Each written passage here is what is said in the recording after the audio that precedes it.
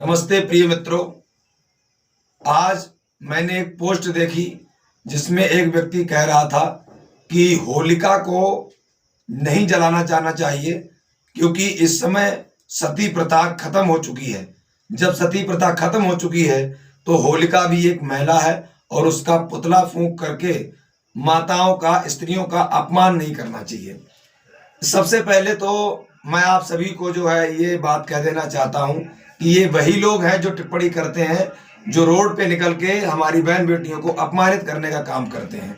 रही बात इनके जवाब की तो सुन लो। होली कोई ये जो त्योहार आप मना रहे हो, मान रहे हो कि ये होली थी, एक वो प्रहलाद था, उसने बुआ थी उसकी, वो उसको मार दिया, ऐसे करके मारने आई थी तो स्वयं में जल गई, जलने के बाद में तब से होली मना रहे हैं। ऐसा कुछ भी नहीं है, ये झूठ कहानी है। पहली बात तो इस होली का जो संस्कृति का नाम है वेदों में, वो है बासंती नवसस्येष्टि पर्व। ये होली जो है वो बसंत ऋतु की एक नवसस्येष्टि की जो नई फसलें आती हैं किसान की, इसके उपलक्ष्य में है। किसान धन्यवाद करता है ईश्वर का, उसके बदले में हवन करता है, खुशी से झूमता है, हवन करता है, उसी में जो नई फसल आती है उसका भोग लगाता है।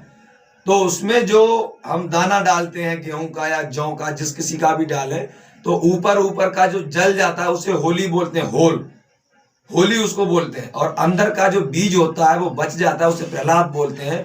तो ये कहानी, पौराणिक कथा जो है इससे विज्ञान से जोड़ी गई।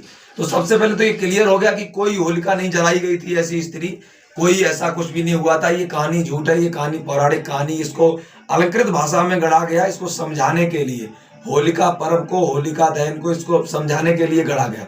दूसरी चीज मैं कहना चाहता हूं, ये होली के त्योहारों पे ज्ञान देने वालों, क्या तुम तब मर जाते हो जब कई जीवों की हत्या कर दी जाती है, या कई सारे लोगों को अपमानित किया जाता है, या उन जैसे त्योहारों को मनाने के बाद में, वहां से निकलने के बाद में इंसानों का कत्ल कर दिया जाता है, वो आप तब आपका मुंह बंद हो जाता है क्या? तो आप सभी को होली की हार्दिक शुभकामनाएं। ये आपसी प्रेम सौहार्द का, देखिए हम रंग फेंक रहे हैं, कोई बम फेंक रहा है। ये त्योहारों में और हमारे देश की संस्कृति में, भारत देश में, और उनमें अंतर है।